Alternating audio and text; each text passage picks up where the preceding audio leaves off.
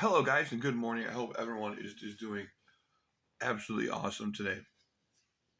And the title of this video is Speak Life. Speak Life. Because whether you know it or you don't know it, human beings are very unique. This is why the enemy of our soul absolutely hated us, and he wanted to take control of us. He wanted to hijack us so he could use us because we are unique. There's treasure inside of each person. There's treasure, there's talents, there's abilities, and there's actually power. But there's an evil, malignant force out there that wants to take that power and they wants to invert it for perverted purposes. And they do such things by creating a toxic environment. Okay, if the world we live in is toxic, what's going to be the natural reaction from human beings? They're going to be toxic. If people are always striving for their own personal lusts, which is influenced by the culture of this world, wrath, debate, strife, pride, vanity, ego. Very toxic things are going to be coming out of people. Okay, and this is like magnetic. This is it's magnetic. What's the word?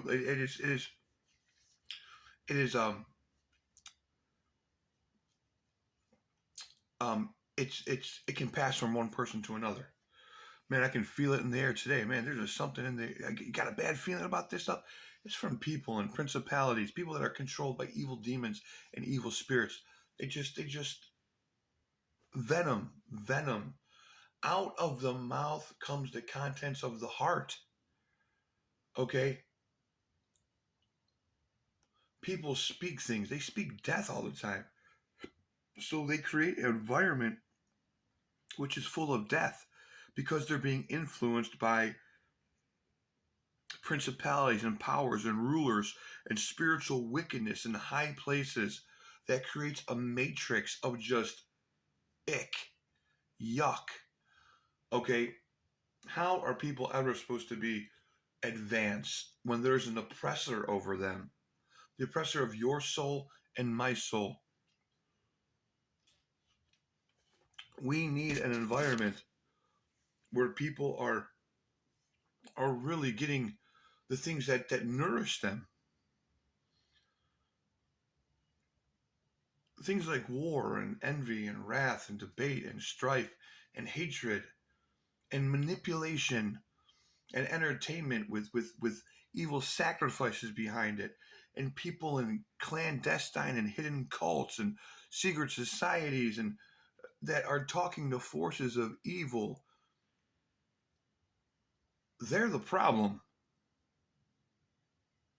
They're the problem. They are the problem. And I tell you the truth, the light of the world is the solution. That's the Son of Man. He came not to condemn the world, but to bring life and bring it more abundantly. He didn't come to make captives. He came to set captives free. He said to James and John, they're like, can we call fire down and kill all these people? He said, no. You know not what spirit you operate out of. Okay, there's people that come online every day and they speak venom and toxicity. You go on, you press play on the video, you're trying to start your day, and you have some goofball claiming to be hearing from the Most High God, and they're saying this and saying that and saying this and saying that when there's a demon on their shoulder talking to them. Oh, the rapture's in 3 days and 3 nights. On 9/11 at 3 p.m. Eastern time. Get your tickets out. God says he's judging you and you're damned and confined to the pits. It's like, your commandments and my commandments are marching orders. We have very specific marching orders. Love God with all of your heart. Love your neighbor as yourself, and do unto others as you want done unto you. God is a perfect force, and he will not be mocked. Whatever a man soweth, he will reap. Keep sowing discord. Keep sowing hatred. Keep sowing variance. Keep sowing emulations, wrath, strife, and debate, and watch what comes upon you. And I'm not judging you. I'm just giving you a basic principle. Okay? Speak life. Speak life. Speak life. Speak healing. Set the captives free. Pure religion to God the Father is to help the orphan and widow in times of distress. Isaiah 54, 6 through 14. You call this fasting, God says in Isaiah 58, Isaiah 58, 1 through 5. There's people, they yearn to know God's ways. They seek him daily. They call them a nation known to him. But on their day of fasting, it ends in wrath, strife, and debate. And God says, do you think starving yourself and then fighting amongst each other, your voice is going to be heard on high? That's absurd, says the Ancient of Days. That is absurd to him. I tell you the truth. Isaiah 58, 6 through 14. This is what he calls a true fast. Break yokes and bondage and burdens off people. Things that have been put on them by the oppressor of this world. Give your bread to the hungry. Give someone a place to live if they have nowhere to stay. Then your light will break forth. Your healing will come. You will call, and he will answer. Because God is a perfect force. He will not be mocked. You start dealing condemnation to everyone because your own iniquity and your own venom in your heart that you have been not humble enough to get on your knees and say, Father, please purge me of my hatred inside. I need deliverance. There's been some things done to me in my life. I'm just being hateful and wicked. I know that that's not a fruit of the Spirit. Please heal me. I repent. I'm so sorry, God. That's what I do. And it works. And then all of a sudden, God will deliver you from these evil spirits inside of us. And because deliverance is the children's bread. Okay? Who the Son sets free is free indeed. So we have to purge ourselves, cleanse your minds, purify your hearts, and learn what the will of the Father is. Is the will of the Almighty Father, who is love, and those who do not love have never met God. Does God want you to come online, go about in your daily life, and start speaking curses on people? Judgment on people. Judge not lest you be judged. You hypocrite. Get the plank out of your own eye before you judge your brother about the speck in his eye. Stop doing that. Speak life. Speak healing. Speak deliverance. Because there's a lot of people who are trapped. They're trapped. They've had very terrible things happen to them in their life. And they may not know what they're doing. They might not know what they're doing. And this is love. When we see someone trapped, oh man, that person is trapped. Let's not condemn them. What happened to them in their life? Okay, they need deliverance. They need deliverance, and they need to learn some truth. They need to, and it's like, we wrestle not against flesh and blood, but principalities and powers and spiritual wickedness in high places. People are still debating online about you. Okay, Jesus says this. He says, once he starts a good work, he will finish it. Okay, Paul said, I've ran my race, and I'm now at the end. There's a beginning and an end to this race. There's a beginning and an end to the good work. Okay? People say, "Oh, it's just simply all we do is believe, and that's it."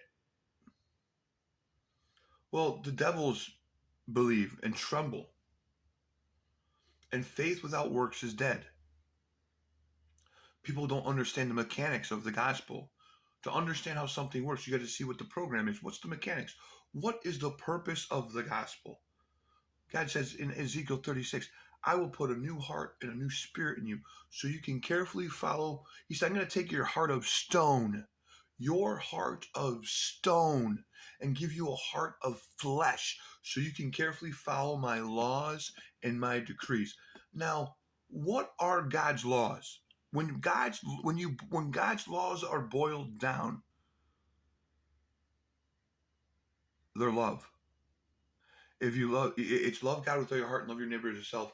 Do unto others as you want done unto you. Thus hang all the law and the prophets. So we want to do unto others as done unto us. And if we do wrong to someone, we want to quickly apologize. Like, quickly, or you will pay every, this is why Jesus said, what's that parable? I got to refresh that. This is a good parable where he says, if you have a problem with someone, make peace with them, because if they take you to the judge, you will pay back every penny. You repent to God and repent to your brother or sister, or you will reap the consequences. I got to remember that parable, and forgive me for not knowing it off the top of my head. It's a good parable, and it's about it's about just loving God with all your heart, loving your neighbor as yourself, and doing unto others as you want done unto you. And the beauty of Jesus' teachings, Jesus could say one thing. He could give one parable, and you can take that parable and it can be multiplied. Like he multiplied the fish and the bread, and he fed 5,000 with it. It's the same thing with all of his teachings. Do unto others as you want done unto you. When he gives you that teaching, he'll open a door and it just boom, boom. You start multiplying. You can put that application in 10,000 different scenarios, because he was the bread of life, and it's just amazing. Like, people, okay, the problem with this world is people, they profess Jesus with their lips, but their hearts are far, far away from him, because the teachings of Jesus, this was the meat and potatoes. This is his words. When he said, I come not to give my own doctrine. I come to give the doctrine of the one who sent me. So Jesus' words were the Father. The Father said, he put his spirit on Jesus and said, speak. So you go into these churches, the 501c3 churches, and they don't even practice the teaching. They don't teach. You need the fundamentals of Jesus Christ is his teachings. And then applying his teachings to everyday situations in life. And you'll see change, strongholds start breaking, all kinds of crazy things start happening. You go into churches and they're on another agenda. Oh, well the Pope says. The 501c3 churches say. The United Nations say. We're worshiping this other guy on his holidays, and not the holy feast days, which are a symbol of being inside of Christ. When you're worshiping Easter, and you're doing Halloween, and you're doing Christmas, you're doing St. Patty's Day, you are symbolically saying to the Spirit, I am merged with another Jesus. That's my husband. You got the other guy. The guy who came to bring life and more abundantly was a shadow of all of the feast days. Passover, all that stuff, Feast of Dedication. You dedicate yourself back to the one true and living God. It's spiritual law. And in these churches, like, they will take bits and pieces of Jesus' teaching and they will use it as a form of manipulation for their own agenda. Okay, God and Jesus' agenda is not the same as our agenda, because God doesn't wish one to perish, not one to pass away. He makes it rain on the just and the unjust, and he wants the captives to be set free. He came to bring life and life more abundantly. So if he came to bring life and life more abundantly, and you go inside of a religious organization and you see these things taking place, oh man, children are being molested. They're connected to the crooked government system. Horrible things are partaking inside this place. What spirit are they operating out of? Because they profess him with their lips, however, their mouth is far, far away. Now, this is done by design because they want you to forget about him. They want you to forget, well, look, this is what they're going to do. There's going to be a man coming out somewhere, and he's going to say that he is the Christ. And he's not going to go on the teachings of Jesus. He's not going to go on the meat and potatoes, the rudiments, the basic instructions of Yeshua. He's going to go, they're going to bypass him and say, look at all this stuff that they're going to say, oh, it's idolatry, and he wasn't the Son of God. And they're going to try to forget him. And he is the chief, he is the cornerstone that the builders rejected. So if he is the cornerstone, he is the rock. You have to stand upon his teachings. We cannot forget him. And people they want to bump him out of the way and then take his words to manipulate something that's not theirs. Jesus Christ he was a healer. He was a compassionate person. And he was against sin. He was against breaking the code of his father because his father gave the law through Moses. And because Jesus said it's better to pluck your eye out or cut your hand off. And this is the beauty about Jesus. And people miss this. There are people who are stuck in sin. They're stuck in addiction. They're stuck in this, that, or the other. Jesus can find that root that's inside of you. He can find it and deliver you from it. And then he'll say, get up and sin no more. Be on your way. Tell them the great things that the Son of Man has done for you.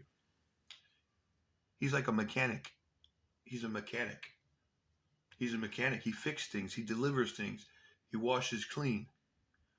Then he gives you the game plan and says, go. Here's the Great Commission.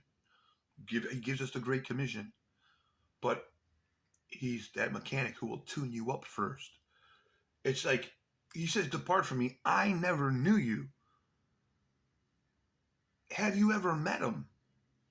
Has he ever stepped inside of your life and done something beautiful? Or is your Christ the pastor at the church? There's a woman online who went over to some other country, and she literally bowed down in front of some pastor, some guy who walks around with a crown on his head. He walks on a red carpet and flies in a helicopter. And the woman's like, people will not know the real Jesus unless they know you. Well, all men will know him, from the least of them to the greatest. Call and he will answer. It's bad news. The Antichrist is putting themselves in the place of God. We are not God. We are not in the place of Jesus. We are faithful and discreet servants. Who then is a wise servant? Who is a wise servant who will give my people food at the proper time? Okay? And if they say the bridegroom is delaying, and you start smiting your fellow servant, that's wicked. We don't want to smite anyone. We want to just keep on being steadfast in faith, be faithful, undeserved mercy and kindness over our brothers and sisters, and anyone you meet. You want to give them undeserved mercy and kindness, because God is a perfect force. He will not be mocked. We do not want to start hurting people and condemning people, lest we condemn ourselves and we be hypocrites. So I publicly say, if I've ever condemned anyone, if I've ever done anything of this nature, operate out of that spirit, I humbly and publicly repent for my wickedness, my iniquity. And I'm telling myself every day, I will go and bear good fruit. I will go and judge correctly and righteously, and have judgment for the poor. Have mercy on the meek, and blessed are those who are peacemakers, are pure in heart. They will see God. Man, the words of life that Jesus gave is just, like I said, just like bread, like fish and water, or I'm sorry, like bread and fish being multiplied, changing the water to wine. His teachings do that. His teachers do that. It can multiply you. It can change. It can change. And Jesus walked on the water, and he was the arm of the Lord that split the sea for Moses. He has the power over all kingdoms, even that marine kingdom. He's got power over it, because the devil had nothing in him, because he was love. He was perfectly calibrated. They wanted to take his life, but they could not take his life because there were no hooks of the world inside of him. Because he was helping the orphans and widows in times of distress, and he was unpolluted from the world.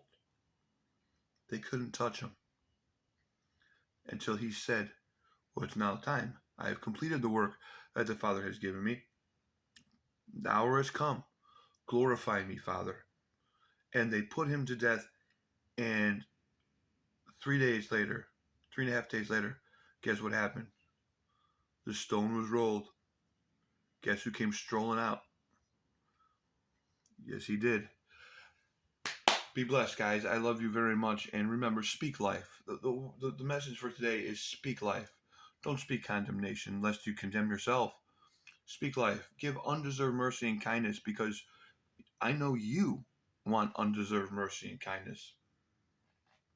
Because God is a perfect force. He will not be mocked. Be blessed, guys, in the name of the Ancient of Days and the Son of Man, who's going to be coming on the clouds. And the Ancient of Days is going to give him a kingdom, power, dominion, and glory that will last for on and on and honor. And woe unto the tyrants, the oppressors. Their time is coming, guys. Be blessed.